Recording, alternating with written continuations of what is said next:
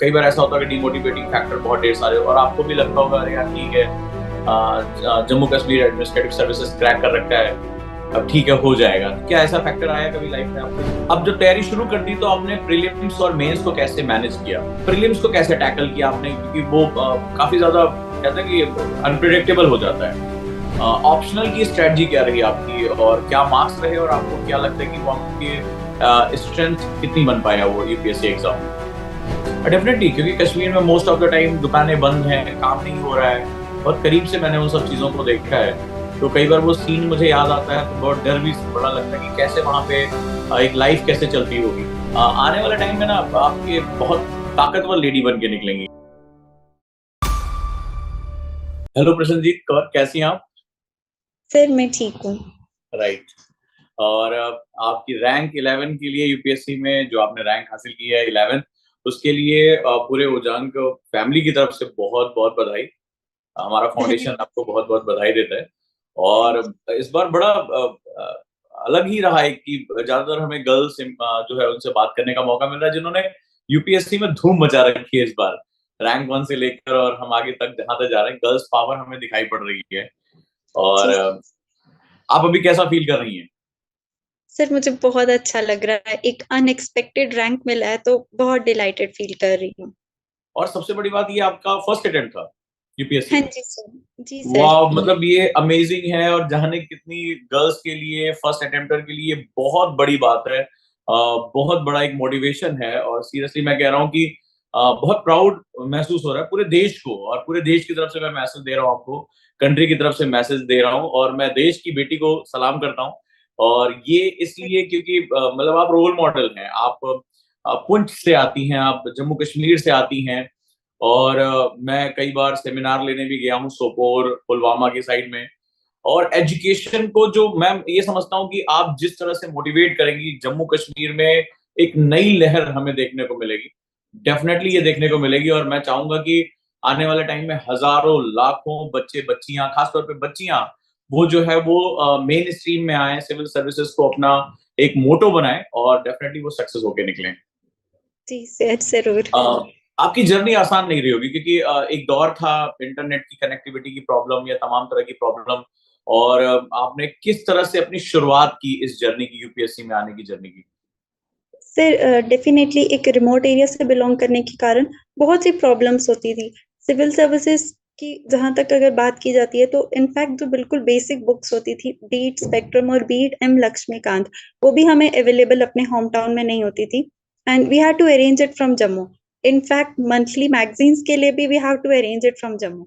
सो और पुल सच से वाज। जम्मू जाना बहुत मुश्किल काम है। Yes sir, it takes about 8 to 9 hours journey. और सबसे बड़ी बात है, जो अभी जो लोग ऑडियंस नहीं जानते हैं, विंटर में वहां ट्रैवलिंग करना बहुत मुश्किल होता है, बहुत मुश्किल होता है। Yes sir, due to snow cover.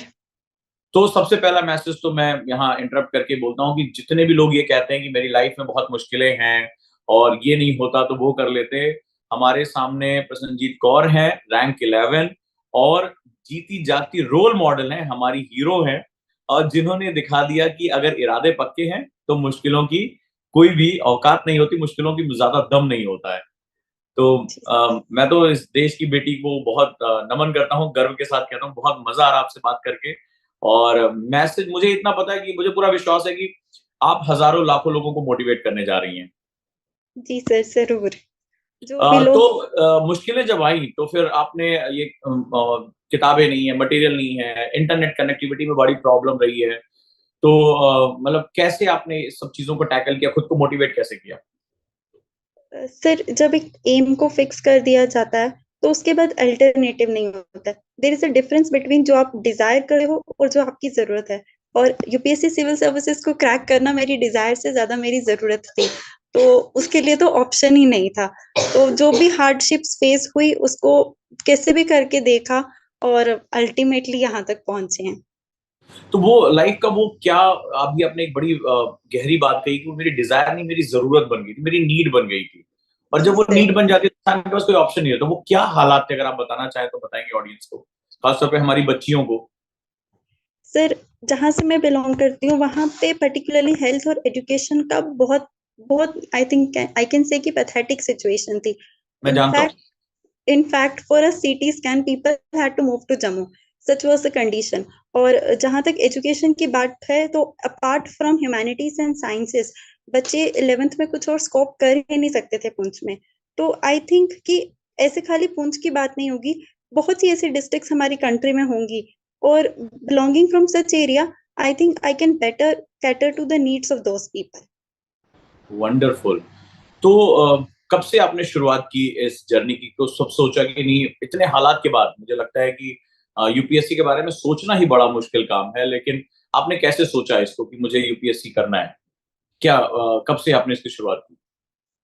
Sir UPSC की जो डिजायर थी कि हमें इस एग्जाम में अपियर होना है, वो एक्चुअली स्कूल डेज में ही हो गई थी जब हमने एक चैप्टर पढ़ा था प्रोबेबली 9th स्टैंडर्ड, और उसमें लोकल एडमिनिस्ट्रेशन का और डिस्ट्रिक्ट डेवलपमेंट कमिश्नर का क्या रोल था, that inspired me greatly.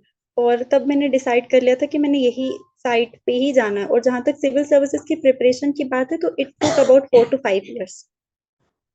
Wonderful, क्योंकि आप बड़े मुश्किल हालात में रही हैं, आपके पास बुक्स नहीं, मटेरियल नहीं। कई बार बच्चे यहाँ पर होता है कि सब कुछ होता है तो वो और बुक्स ढूंढते हैं। आपके पास तो एक बेसिक बुक भी नहीं पहुंच पा रही थी। न्यूज़पेपर की तो बात ही छोड़ दें कि रेगुलर द हिंदू या इंडियन एक्सप्रेस आपके पास आ रहा है। तो आपने बड़ी मुश्किल हालात में लिया, और ये सभी बच्चियों के लिए बड़ा इंपॉर्टेंट मैसेज है, सभी के लिए बहुत इंपॉर्टेंट मैसेज है, क्योंकि पुंछ बहुत ही जोग्राफिकली डिफिकल्ट एरिया है और पॉलिटिकली भी बहुत डिफिकल्ट एरिया, अगर मैं कहूँ तो बहुत लंबे समय तक रहा है। और गर्ल्स एजुकेशन के बारे में अगर मैं बात करूं तो ये और भी ज्यादा डिफिकल्ट, मतलब आप डिफिकल्टी के हर लेवल को आपने क्रॉस किया। और मुझे मतलब यकीन मानिए, मुझे बहुत मजा आ रहा है आपसे बात करके, क्योंकि मुझे खुद बहुत मोटिवेशन मिल रहा है। मैं उस जगह को मैंने देखा है, तो इसलिए मैं और वहां इमेजिन कर सकता हूँ कि आपने कितने मुश्किल हालात में पड़ा। तो आपने बिल्कुल सही सिचुएशन को एनालाइज किया कि नहीं, मुझे इतना टाइम लगेगा, और आपने वो टाइम लगाना शुरू किया। तो एक कहावत है, early birds get the worm, की जो पहले शुरू करता है उसको जल्दी मिल जाता है। और आप फर्स्ट अटेम्प्ट में आपने यूपीएससी क्रैक कर दिया, वो भी मतलब रैंक 11 फ्लाइंग कलर्स के साथ। पूरे देश को नाज है आप पे। पढ़ाई की क्या स्ट्रेटजी रखी आपने? सर जबकि मेरा भी मास्टर्स कंटिन्यू था तो मैं फुल हम्म। फ्लेज्ड सिविल सर्विसेज को नहीं डेडिकेट कर सकती थी। और मेरा मास्टर्स भी एक हार्ड कोर सब्जेक्ट केमिस्ट्री में था, तो हम्म। मुझे इक्वली सिविल सर्विसेज को भी उतना ही प्रेफरेंस देना था जितना अपनी मास्टर्स को देना था। तो somehow 6 to 7 hours per day मैं सिविल सर्विसेज के लिए निकालती थी, और rest of the time university में और मेरे मास्टर्स के सब्जेक्ट में होता था। वंडरफुल। जो बच्चे अभी पढ़ाई कर रहे हैं कॉलेजेस में, वो भी ध्यान रखें कि कॉलेज के साथ भी तैयारी हो सकती है। या जो वर्किंग वुमेन है वो भी इसको ध्यान के रखे कि घर परिवार का ध्यान रखते हुए अगर वो 4 से 5 घंटे डेडिकेशन के साथ निकालते हैं और थोड़ा सा ज्यादा समय लेते हैं, तो डेफिनेटली सिविल सर्विसेज उनसे क्रैक हो सकता है। मेरे ख्याल से आप यही मैसेज देना चाहेंगी। हाँ जी सर, यही मैसेज। ठीक है, तो फिर हमने जब तैयारी शुरू की, बुक्स आपके पास नहीं है, इंटरनेट नहीं है, न्यूज़पेपर नहीं है, सारी मुश्किलें हैं। और मैं तो वहां रहा हूँ, तो इलेक्ट्रिसिटी की भी बड़ी प्रॉब्लम होती है वहां पे। तो हाँ रेगुलर जी। जाड़ों में तो और दिक्कत हुआ करती, क्योंकि वहाँ जो है चिल्ले कला एक सीजन होता है कि वहाँ मैंने देखा कि कश्मीर में एक पत्ता मुझे दिखाई नहीं पड़ा, एक भी चिनार पे एक पत्ता जो दिखाई पड़ा, इतनी ठंड होती है। और यहाँ जाड़ों में हमारे यहाँ ठंड होती है तो लोग 10 बजे सोने चले जाते हैं। कश्मीर में तो ब्लड फ्रीज हो जाता है, ऐसा एक सेगमेंट आता है। तो कैसे आपने ये सब चीजों को टैकल कैसे किया? Sir somehow I was able to do the same। अब आई थिंक सर एक वही बात होती है सर जो मैंने पहले कही थी कि आपकी जो नीड होती है वही आपको ड्राइव करती है, and that only takes you ahead. Wonderful. तो अब जब तैयारी शुरू कर दी, तो आपने प्रीलिम्स और मेंस को कैसे मैनेज किया? सर जबकि कोई मेंटर भी नहीं था तो पहले तैयारी में बहुत सी गलतियां भी की, बहुत सी ऐसी टेक्स्ट बुक्स पढ़ी जो शायद पढ़नी भी नहीं चाहिए थी, जो आज पता चल रहा है। बट सर फिर ग्रेजुअली पता चला कि किस तरीके से करना चाहिए, जब ऑनलाइन बहुत से सोर्सेज को देखा और फिर सिस्टमैटिक तरीके से स्टार्ट किया। मेंस का और प्रीलिम्स का दोनों इंटीग्रेटेड पढ़ा सर। वंडरफुल। और कितना आप आंसर राइटिंग में कितना समय दे पाती थी? सर आंसर राइटिंग पे मेरा फोकस रहा है। Apart from analysing the answer sheets of previous years toppers, मैंने खुद भी बहुत ज्यादा लिखती थी। मैं डेली 5 to 6 क्वेश्चंस तो सॉल्व करने ही करने होते थे। Wonderful, wonderful. ये बहुत मैजिकल मंत्र है। बहुत से बच्चे ये सोचते हैं कि हम पढ़ लें हो जाएगा। Writing is a integral part of UPSC preparation. Yes sir. तो बहुत ही बढ़िया रहा इसमें तो। और प्रीलिम्स जब आया, इस साल आपको प्रीलिम्स देना था, फर्स्ट अटेम्प्ट था आपका, तो ऑब्जेक्टिव प्रिपरेशन आपने कैसे की? क्योंकि आज की डेट में अगर मैं देखा जाए तो जो 2022 का पैटर्न था बहुत डिफिकल्ट पैटर्न था वो। तो प्रीलिम्स को कैसे टैकल किया आपने, क्योंकि वो काफी ज्यादा कहते हैं कि अनप्रिडिक्टेबल हो जाता है। सर प्रीलिम्स के लिए मैंने previous years question papers UPSC के प्रिपेयर किए थे, hmm. Almost about 6 to 7 years I can say, from 2015। और मैंने बट उनको एनालाइज किया था कि किस तरीके से क्वेश्चंस पुट आउट किए जाते हैं और कैसे स्मार्टली हम उसको मार्क कर सकते हैं। Apart good. From it sir, मैंने प्रीलिम्स के लिए कोई टेस्ट सीरीज नहीं ज्वाइन किया था, क्योंकि मेरे पास पॉसिटी ऑफ द टाइम था। तो मैंने usually previous years question papers पे ही रिलाई किया है। ओके। और कौन से बुक्स आप जो है वो बार बार पढ़ती थी, और क्या नोट्स बनाती थी आप पढ़ते समय? सिर्फ प्रीलिम्स ऑब्जेक्टिव बेस होता है और यहाँ पे बहुत सी फैक्चुअल नॉलेज को रिमेम्बर करना पड़ता है। तो हम्म। जो पॉइंट्स मुझे लगते थे कि मुझे याद नहीं रहेंगे, तो मैं उनको जॉट डाउन कर देती थी और फिर बिल्कुल। बाद में उन नोट्स को जो है वो पढ़ लेती थी। गुड। एस्से में कैसे रही आपकी performance? Sir I scored about 132 marks in essay. और वंडरफुल। उसके लिए मैंने प्रीवियस ईयर्स जो टॉपर्स हैं उनके क्वेश्चन, उनकी आंसर शीट्स को एनालाइज किया था। पर्टिकुलरली जो फिलोसफिकल एसेस होते हैं वो कैसे लिखे जाते हैं, और उनको एनालाइज करके मैंने पढ़ा था। इनफैक्ट जिस दिन हमारा एसे का पेपर था, उससे पहले दिन भी मैंने करीब 3 to 4 years के यूपीएससी के पेपर्स के हर एक ऐसे के टॉपिक को स्टडी किया था, और इस तरीके से मैंने अपनी प्रिपरेशन की थी। या वंडरफुल। अगर हम बात करें तो ऑप्शनल बहुत क्रूशियल होता है यूपीएससी के लिए। और कई बार हम इसमें बड़ा जल्दबाजी कर देते हैं। तो ऑप्शनल की स्ट्रेटजी क्या रही आपकी, और क्या मार्क्स रहे, और आपको क्या लगता है कि वो आपके स्ट्रेंथ कितनी बन पाया वो यूपीएससी एग्जाम में? सर मेरा ऑप्शनल जूलॉजी था, क्योंकि मेरा वो one of the subject in my graduation था। मेरे ऑप्शनल में करीब 295 से 298 तक मार्क्स थे, एग्जैक्टली मुझे याद नहीं अभी। हम्म। और आई थिंक उसके लिए मैंने अपनी ग्रेजुएशन के सब्जेक्ट्स के ऊपर, अपनी ग्रेजुएशन के मटेरियल के ऊपर ज़्यादा रिलाई किया था। और उसके साथ कुछ जो ऑनलाइन हमें प्लेटफॉर्म्स पे। ये तो तय है कि अगर आप 300 मार्क्स के आसपास हैं तो यूपीएससी में फाइनल सिलेक्शन आपके लिए बहुत आसान हो जाता है, बहुत ही अच्छा हो जाता है। जी सर। आगे हम बात करें तो नेक्स्ट हम जो सिस्टम देखते हैं, इस पूरी जर्नी में बहुत अप्स एंड डाउन्स आते हैं। तो कई बार ऐसा होता है कि डिमोटिवेटिंग फैक्टर बहुत ढेर सारे, और आपको भी लगता होगा अरे यार ठीक है, Jammu Kashmir administrative services crack कर रखा है, अब ठीक है हो जाएगा। क्या ऐसा फैक्टर आया कभी लाइफ में आपके? सर बहुत ज्यादा लगता था, क्योंकि यूपीएससी बिल्कुल अनप्रिडिक्टेबल है। और हर स्टेज पे लगता था कि शायद अब नहीं हो पाएगा। इनफैक्ट फाइनल सिलेक्शन से पहले भी बहुत डर था कि क्या पता लिस्ट में नाम होगा भी या नहीं होगा। तो वो तो सर डर रहता ही है, बट सर अल्टीमेट तो। सब कुछ बहुत बढ़िया रहा। कुछ अपनी फैमिली के बारे में बताएं, कुछ ऐसा कि लगे कि हाँ मतलब एक चीज है बताने लायक उसमें। सर मेरे पेरेंट्स दोनों मेडिकल डिपार्टमेंट में ही हैं। जी। और इसके साथ मेरी एक सिस्टर है। बट अभी तक मेरी फैमिली में कोई सिविल सर्विसेज में, ना ही यूनियन पब्लिक सर्विस तो आप कमीशन। पहली हैं? हाँ जी सर, और ना ही क्या? स्टेट पीसीएस में कोई नहीं है। बहुत बहुत बधाई हो। Thank you sir. तो पेरेंट्स का कैसा एटीट्यूड रहा आपकी इस प्रिपरेशन में? सर बहुत ज्यादा मोटिवेटिंग रहे हैं, बहुत इमोशनली भी, और जो भी रिजोर्स की तरफ भी अगर हम बात करते हैं, क्योंकि as as middle class people we usually face a number of problems in that aspect also. But उन्होंने कभी भी मतलब शायद हजारों मुश्किलें खुद भी देखी होंगी, बट हमें कभी वो महसूस नहीं होने दिया। डेफिनेटली, क्योंकि कश्मीर में मोस्ट ऑफ द टाइम दुकानें बंद हैं, काम नहीं हो रहा है। बहुत करीब से मैंने उन सब चीजों को देखा है। तो कई बार वो सीन मुझे याद आता है तो बहुत डर भी बड़ा लगता है कि कैसे वहां पे एक लाइफ कैसे चलती होगी। और जी इतने मुश्किल हालात में आपने जो ये जीत हासिल की है, जो ये मुकाम हासिल किया है, मैं तो कहूंगा सालों साल आपकी ये जीत याद रखी जाएगी, इसमें कोई शक नहीं है मुझे। जी। अब आ जाते हैं इंटरव्यू की प्रिपरेशन। अब आप कुंज में बैठी हुई हैं और इंटरव्यू की प्रिपरेशन आपको करनी है, तो आपने कैसे वो चीजों को मैनेज किया, और कैसा रहा आपका बोर्ड कैसा था, और क्या क्वेश्चन आपसे पूछे गए? सर मैंने इंटरव्यू की प्रिपरेशन में सबसे ज़्यादा फोकस अपनी स्टेट के ऊपर रखा था।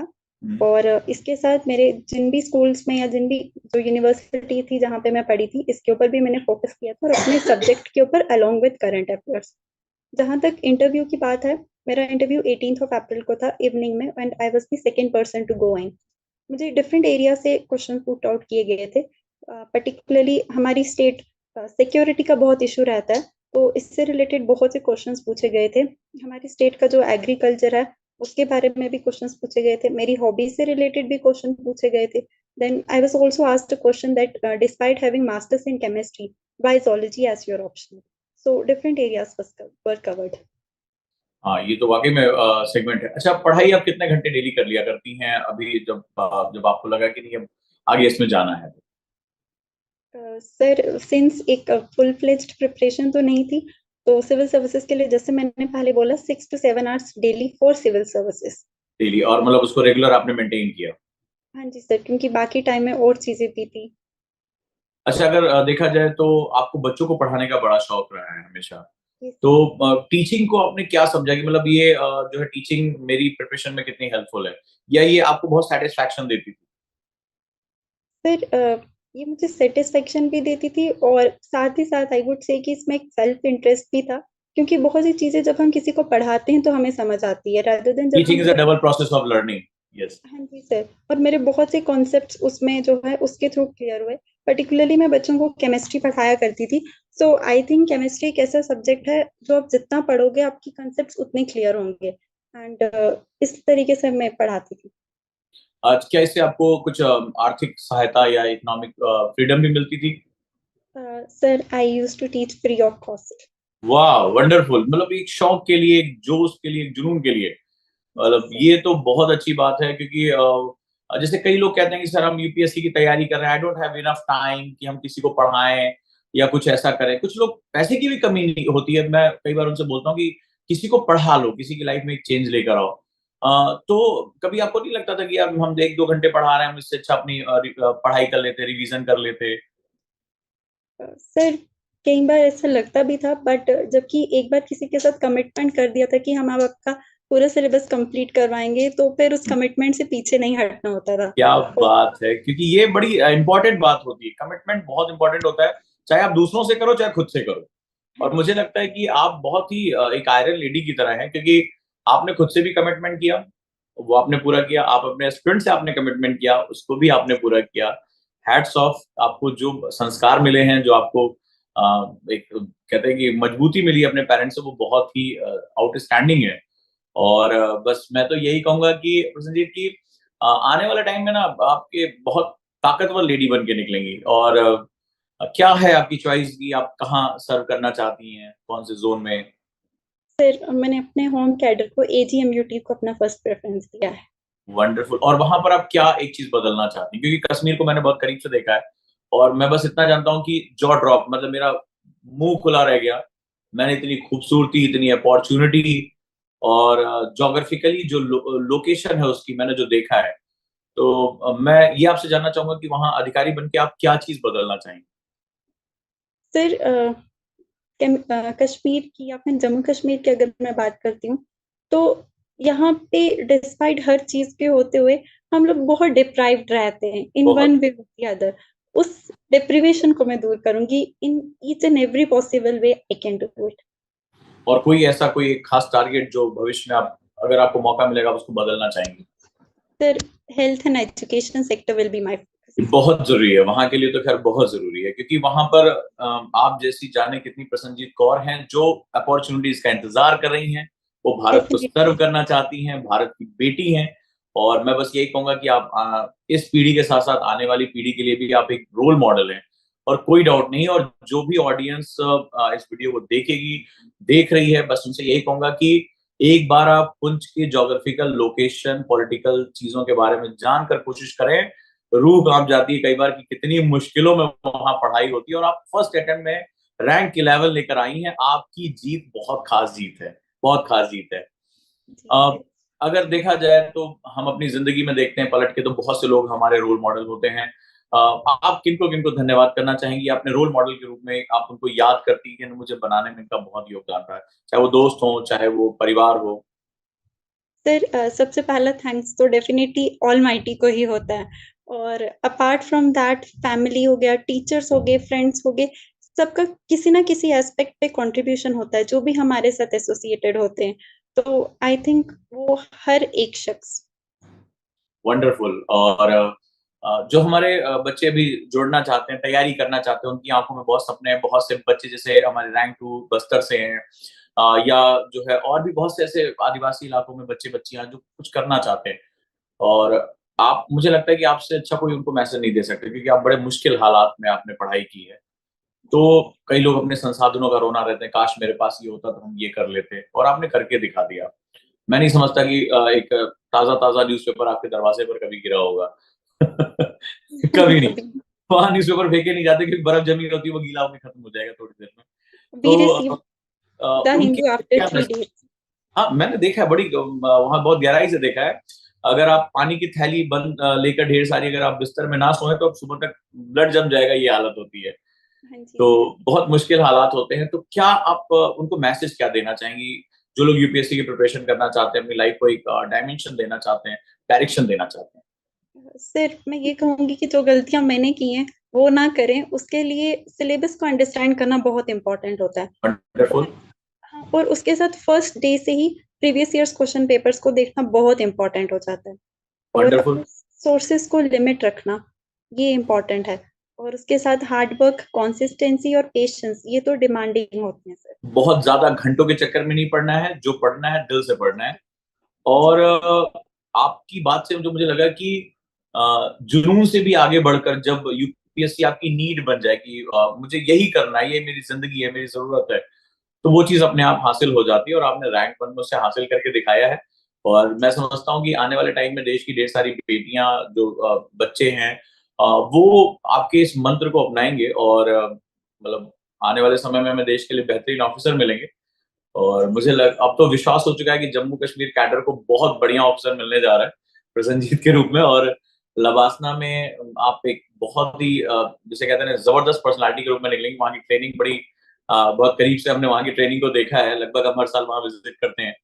तो एक पर्सनैलिटी निकल कर आपके सामने आएगी, नो डाउट, इसमें हमें कोई शक नहीं है। और देश को एक ज़बरदस्त ऑफ़िसर मिलने जा रहा है। और बस अब यही है कि आप भारतीय प्रशासनिक सेवा के रूप में आप एक चमकते हुए सितारे के रूप में निकलें, और देश के लिए बहुत कुछ कर सकें। Thank you sir. Thank you so much. उजान परिवार की तरफ से आपको बहुत-बहुत धन्यवाद, और best wishes for your future.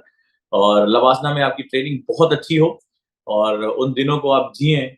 और बस यही है कि आप तैयार हो जाएँ। आने वाले टाइम में पूरे थ्रू आउट लाइफ आपको बहुत ढेर सारी उम्मीदों का बोझ आगे लेके बढ़ना है।